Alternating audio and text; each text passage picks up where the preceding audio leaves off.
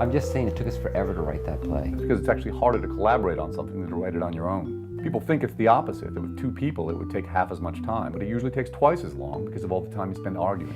It took us 6 years to write that play. And that was just the first draft. Well, we're both perfectionists. And we both like to argue. I know. That's not going to change. That's why we should write one instantly. By recording our conversations. We record our conversations, we have them transcribed, and then we're done.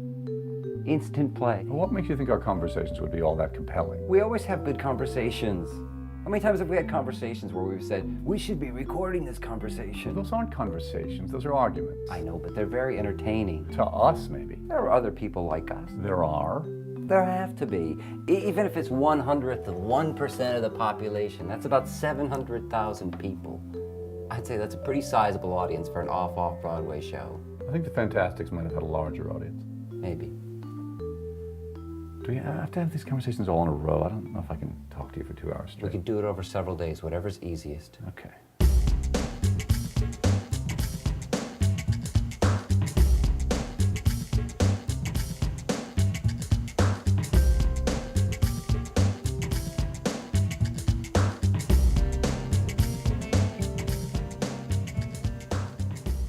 I was very surprised when I went to college that people at 18 years of age would want to be a business major. At the time I used to think, why would you want to be a liar? And why would you want to be a bad person when you're only 18 years old? Why would you want to be so cynical about life? What you're saying is, where's the idealism? Yes. When I got older, I met all these business majors, and they didn't see it that way. They were just interested in being accountants. But my original take on this was, why would you want to be 18 years old and be a business major? Why would you want to be an artist? What you're saying is, why not go for the artistic career that will fail? Give it like 5 years to fail miserably. And then, after you're a wretched flop, at that point, as a last-ditch attempt to salvage your miserable life, you go to business school. That makes sense, right? What you're saying is, why deprive yourself of that heartache? Well, I think the culture has really changed. It used to be more idealistic, and it was expected you would do something noble and listen to your own voice. Do you believe the universe gives you a gold star every time you do something good? A gold star? Yeah, which is redeemable for points, which you can trade in for prizes like balloons or stuffed animals. What about giant pencils? Those come in handy. Yeah, those too. No, I don't believe the universe operates on the gold star system. Well, it should. The more good stuff you do, the more gold stars you get, and the more points you tally up. Well, as long as I get to determine what's considered to be doing something good and what's considered to be doing something not good, then I'm fine with that. Why isn't humor one of those things? Why don't you get points for making people laugh? How do you know you don't? Because I made a lot of people laugh, and I don't think I got any points for it. Knowing you probably got punished for it. Yeah, you know why? Because they say, oh, that's frivolous, or that's lightweight. You're not taking things seriously. Maybe you're hanging out with the wrong people. It's very hard to find people with the same sense of humor. Do you know who they are? Yes, I do. Who are these people? I'm not going to tell you. It means they don't exist. No, it just means that I want you to meet them. Why not? You wouldn't like each other.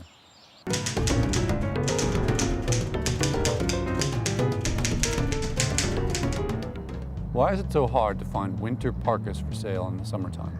That's a good question. I mean, for exercising. I understand people don't want to lounge in them on the beach, but for exercising. Isn't the winter parka the ideal attire for a strenuous workout? Well, I think nobody wants to sweat anymore. I think we live in a world filled with sissies and people who eat ladyfingers. Why can't living be much harder so that people can be harder and stronger? So, for example, get rid of every car. If you have a 50-mile commute, you have to walk 50 miles. If you have to walk through the Lincoln Tunnel, so be it. Right. For example, these concrete steps that I'm sitting on are way too comfortable. So why don't you sit on a bunch of rubble? Well, that would teach me to be more manly. I tried to be more manly once. I had this coat that had these huge pockets. I used to fill those pockets with sand. 150 pounds of sand. Now, the problem was at the time I wasn't strong enough to actually put the coat on. But I exercised, I built up strength, and eventually I was able to wear that coat. And I walked about 2 feet before I collapsed. But finally, after months and months, I was able to walk. Why aren't there more people like you? Of course, my posture was terrible, but it made me a stronger person. A stronger, hunched-over person. I did have to go see a couple doctors. But even they were soft. They said, why don't you take some painkillers? That's very sissy behavior. Right. They may as well have written me a prescription for ladyfingers. So then what happened? What do you mean? Well, how did you become weak again? I guess I got lazy. That's typical. Everyone gets lazy. I know, that's what I meant. All right.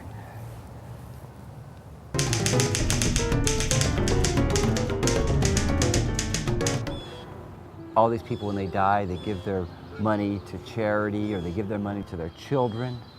I want to take my house and turn it into a museum about me. Okay. It may be charge admission, maybe not, depending on how much money I have left when I die. We've gone to places like that, historical residences, but if they're supposed to be exactly the way they looked when those people lived there, why aren't there socks and underwear all over the floor? Maybe because they were very neat people. It didn't seem authentic. It should be a complete mess, like my brother's bedroom. There should be food in the refrigerator from 1945. Right, it needs to be exact. So for Churchill's house, there should be cigar ashes everywhere. Exactly. Oh, they just want history to be perfect and clean and antiseptic. You want the present day world to be perfect and clean and antiseptic. That's true.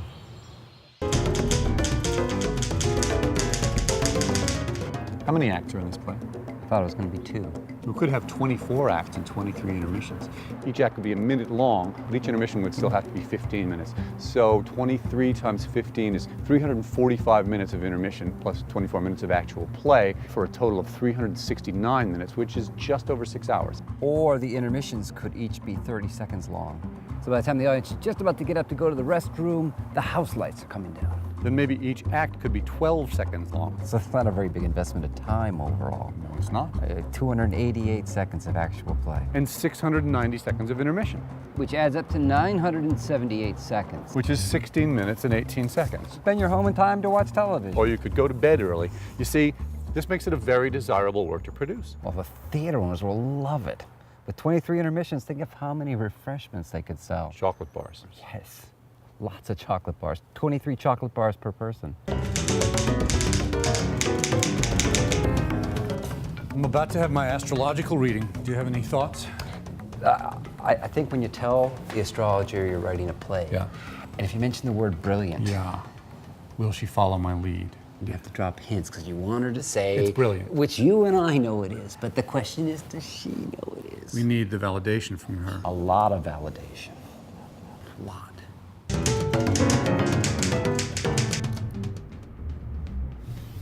Now it's recording. You mean it wasn't recording before? No. That whole conversation? Apparently not. Oh, that was a lot of work I just put in. But you're just being yourself. Well, being myself is work. It should be a pleasure to be yourself. Don't you think it's work to think and talk and breathe? Breathing is work. All right, not that, but everything else is work. Everything you do is work. Of course. Is sleeping work? All conscious activity is work. So what would you rather do? Sleep. So conversing pleasurably is work? Don't you think it's work? Well, I'm not really sure. Aren't you tired at the end of the day? Yes. And what have you accomplished? Pretty much nothing. There you go. So here's my question. When this becomes a play, would you go see it? If it was well reviewed, maybe. But only if it was well reviewed. Would you go see it? Yeah. Why would you want to see a play you've already lived? You've already been there. Why would you want to relive that horror? Because I'm an egomaniac. Do you find that being an egomaniac is an asset to your career or a detriment? It's not helped so far. If it did, I wouldn't be writing this play. We have to find someone who's really over the top to direct this piece. A regular director wouldn't cut it. We got to get someone who's never directed a play before and is autocratic and maybe doesn't even speak English and with a nasty temper. You're saying someone who's always frustrated by the little people. Should it be a man or a woman who directs this play? Does it make a difference? No. But maybe a woman could bring a little more tenderness and insight. I don't think that's the kind of play that requires tenderness or insight. All right, then I'll redact that. You're saying that I've mellowed out, but I think I still get angry about a lot of things. You seem mellower. Well, I'm angry that you're saying I'm mellow. I'm just observing that you used to be a lot angry. Because I haven't been angry the last few weeks? How do you know I haven't been holding back my anger for the sake of this play? Are you adorable when you're angry? Of course I'm adorable when I'm angry. I think you're adorable when you're angry. Why would that be? I think anger becomes you, like it becomes everyone. It gives you a certain glow. Like a red-hot poker? Precisely. Do you believe the universe gives you a gold star every time you do something good? A gold star? Yeah, which is redeemable for points that you could trade in for prizes like balloons or stuffed animals. What about giant pencils? Those come in handy. Yeah, those too. No, I don't believe the universe operates on the gold star system. Well, it should. The more good stuff we do, the more gold stars you get, and the more points you tally up. Well, as long as I get to determine what's considered to be doing something good and what's considered to be doing something not good, then I'm fine with that. Why isn't humor one of those things? Why doesn't making people laugh give you points? How do you know it doesn't? Because I made a lot of people laugh, and I don't think I got any points for it. Knowing you probably got punished. Yeah, you know why? They say, oh, that's frivolous, or oh, that's lightweight, or you're not taking things seriously. Maybe you're hanging out with the wrong people. It's really hard to find people